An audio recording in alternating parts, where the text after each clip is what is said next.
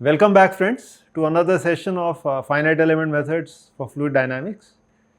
In the last session, we started talking about vector spaces and how we are going to use them in this course. We would like to continue on that. But before that, I want to give you some ideas about Ax equal to b, the linear equation system.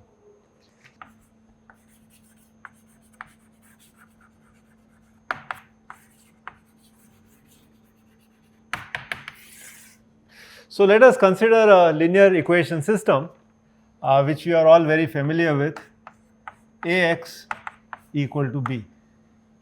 A is a matrix which is given to us, b is the force vector, it's also given to us, and x is the unknown. So the challenge is to find x, and as we all know, x is simply given as A inverse b. So for simplicity, we are going to consider a square system. So this is a system where we have n equations and n unknowns. So n equations and n unknowns, which means the size of A is of the order n by n. If I look at the size of B, that's actually a vector. So let me call this as Bi, and this is of the order of n rows and 1 column. And likewise, I can talk about x, which is also xi. In fact, this would be xj and cross 1. Now, if I want to solve this equation system, there are many methods that you are already aware with. Okay? And in fact, we are going to look at some of them as your home assignment problems. But I want to talk about a very interesting concept which is related to the conditioning of the system. So I want to discuss a little bit about ill conditioning.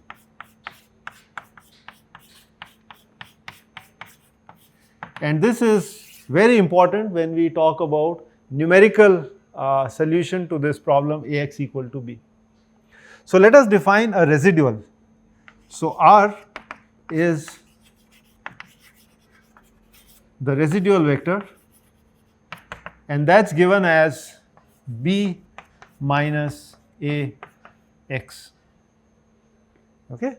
As you will see, if x is exact in the sense that x is actually the exact solution of Ax equal to b, then it implies that my residual vector is identically 0. So I can talk about the size of the vector r. In fact, if you remember, we can talk about the norm of r, and norm of r would be 0. So the length of this vector would be 0. That's for an exact solution. But suppose my x vector is not the exact solution. There's a little bit of deviation from the exact solution. Then r is not exactly 0, it is non-zero. And it would be interesting to see what does r being close to 0 imply. So our common sense tells us that whenever r tends to 0, that means we have close to an exact solution. And I just want to caution you about that. So let's look at some examples. So first I want to talk about what is meant by a well-conditioned system. So Ax equal to b is a well-conditioned system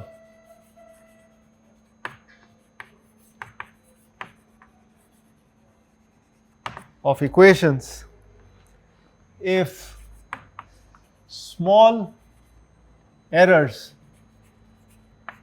in A or B or in the solution process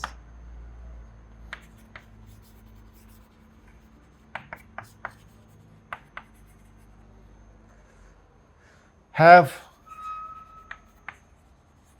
only a small effect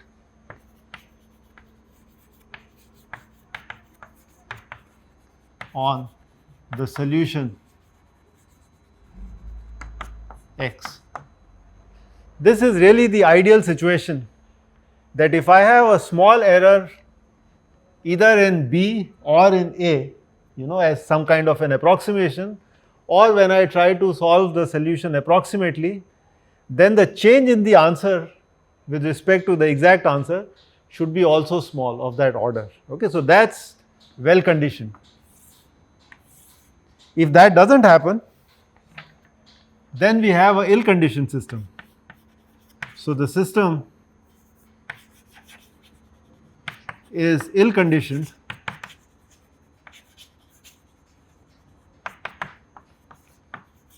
if the effect is large. Let me give you two geometric examples, and I will consider a 2 by 2 system. So consider n equal to 2, and this is simply because I want to use geometry to push this idea. So let's say I have an equation system which I can represent in the xy plane, since n is equal to 2. So we are talking about two lines. So this is equation 1, this is equation 2, and their intersection would give me the answer. Okay, so this is situation 1. Let me consider another situation, again on the xy plane, and this time the two equations that I represent, they also form two lines, but consider that the slope of those two lines are close to each other. So let me draw those lines. So this is equation 1 and this is equation 2. So let me mark this. This is equation 1, this is equation 2, this is equation 1, this is equation 2. The slope of the two lines are different. The slope of the two lines are very close to each other. They are almost parallel. Notice, if the equations are such that the two lines are parallel, then of course they will not intersect unless they are coincident, and in that case you do not have any solution, right? So this, we are talking about really a very strange case. Now the problem is, as soon as I shift line 1 or 2 by a very small amount, a very tiny amount, you will see that there is a huge change in this solution. So this point represents the exact solution x0, y0. But if I shift the line 2, let's say, a little bit to the right, okay, just a little bit, then you will see that the intersection point moves substantially and I would get a large change in the solution. Let me give you an example, a numerical example. So let's consider this system 0.9999x minus 1.0001 y, this is 1, and I take another equation which is x minus y, this is also 1. So for this, the exact solution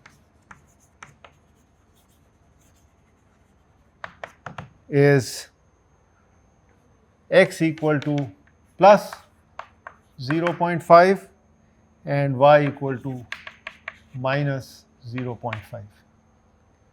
Okay. In fact, notice that these two lines have a slope which is very close to x equal to 1. In fact, the slope of this line, the second one, is exactly 1. So it's at an angle 45 degrees to the x-axis. And the other one is also a very similar slope, just a little bit different than that. So it is really an example of this situation. Let me now give you another system and compute the solution to that. So let me perturb this quantity, the right hand side, by epsilon. Okay. So consider 0.9999x minus 1.0001 y equal to 1. So first equation remains the same. The second one remains the same, but I perturb the right hand side by epsilon. So here RHS of equation 2 is perturbed by epsilon, a small number. So this has a solution which you can calculate. X is 0.5 plus 5000.5 times epsilon, and y has a solution minus 0.5 plus 4999.5 times epsilon. And what is intriguing is, of course, if my epsilon is 0, I get back my original solution, okay, as expected. But consider any other value of epsilon.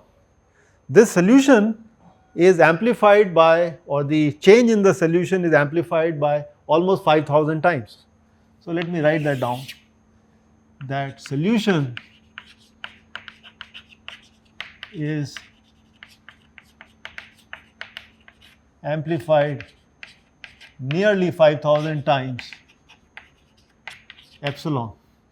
So any error that I incur in my variables here, because of the nature of the system, I get a very large amplification in the error. Okay, that's no good.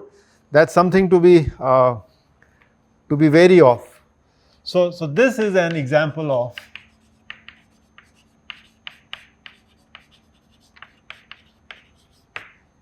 ill-conditioned system.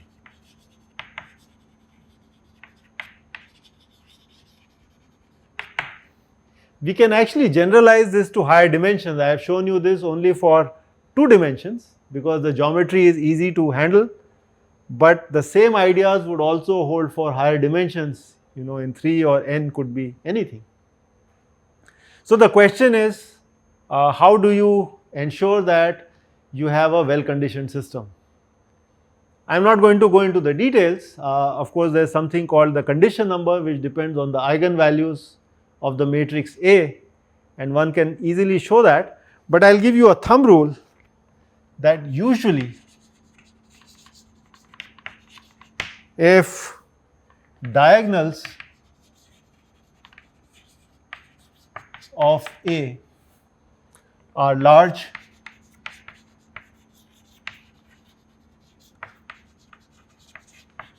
compared to off diagonal terms,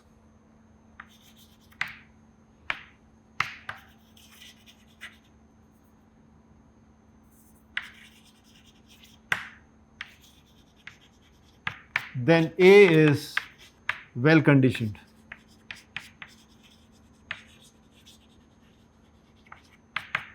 Okay, and you can look at this system.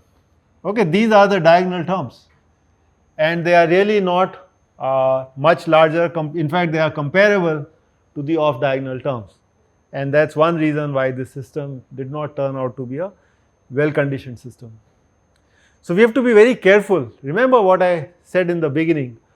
All numerical methods which are trying to solve partial differential equations would ultimately have to solve Ax equal to b, and we are dealing with an approximate solution. So we want to ensure that the system is well conditioned. So the Ax equal to b that we generate out of our numerical method should be a well conditioned system. If it is not, then it is prone to these very strange situations where a small perturbation in the data would lead to very large changes in the solution. What are the symptoms of ill conditioning?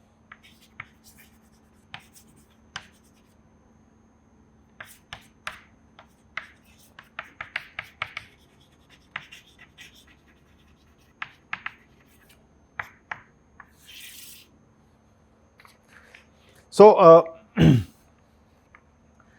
typically what happens if you have determinant of A, this is small compared to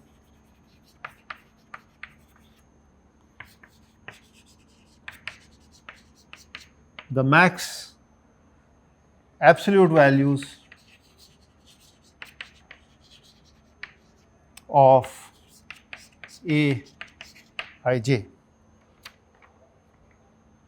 or the matrix A. And then what happens, if I look at A inverse is going to have large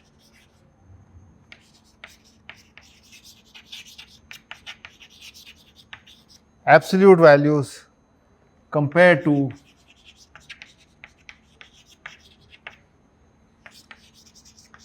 the absolute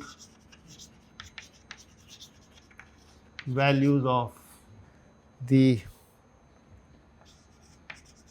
component of or components of the solution.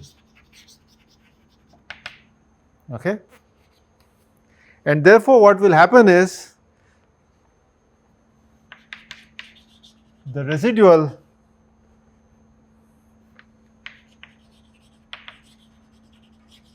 may still be small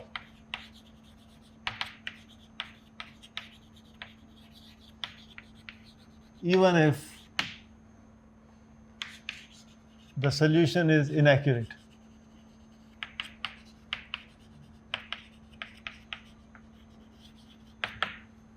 I think it is best illustrated through an example. So, I will show you this and then elaborate on what we are looking at. So, let me look at this system which is 1.0001 times x plus y. This is 2.0001, and the next equation is x plus 1.0001 y. This is 2.001, and I am trying to find out the exact solution to this problem. So, the exact solution is given as 1, 1.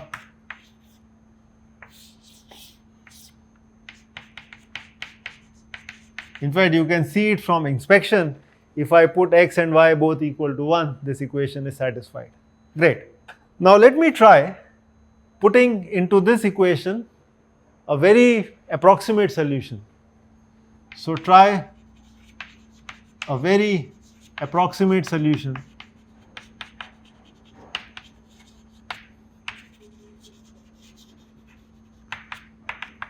which is 2 and 0.0001, and I want to show you what this leads to. So, remember we talked about the residual. The residual is essentially b minus ax. If x is the exact solution, as we talked about earlier, the residual should be 0, and of course if x is not exact, then this right hand side will not be 0 and the residual is finite. So, intuitively one hopes that as you depart from the exact solution, you would get a large residual. Okay? So, suppose I restrict myself to 4 decimal places.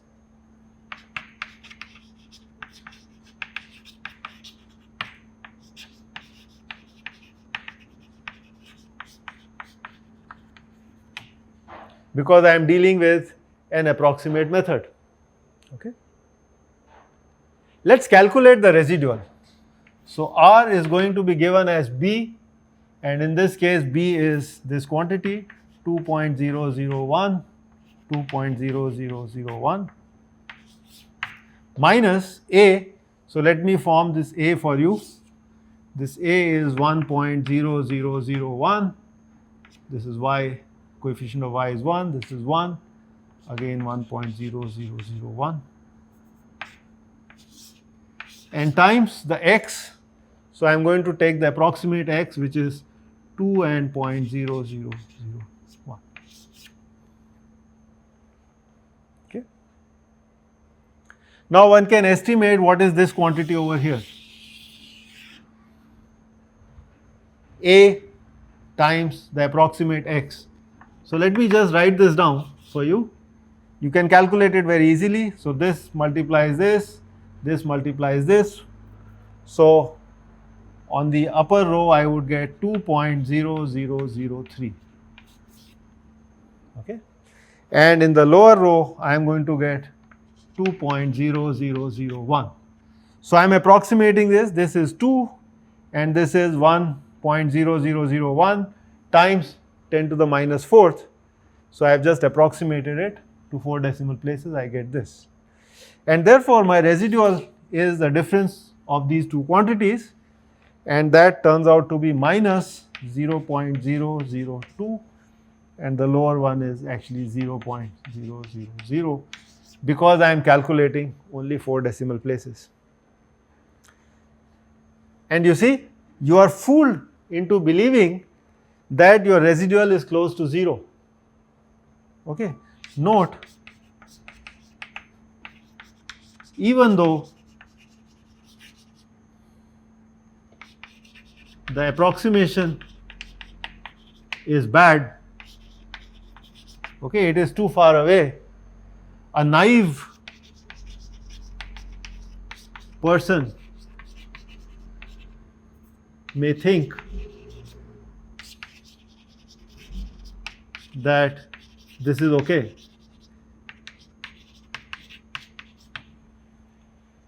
Right? So if you just looked at the residual and you kind of see, all right, up to 4 decimal places, the residual is very small, and therefore this is an acceptable solution, you are doomed. This is not the exact solution. I mean, the exact solution was 1, 1. Okay. So why did this happen? It is actually a fallout of ill conditioning.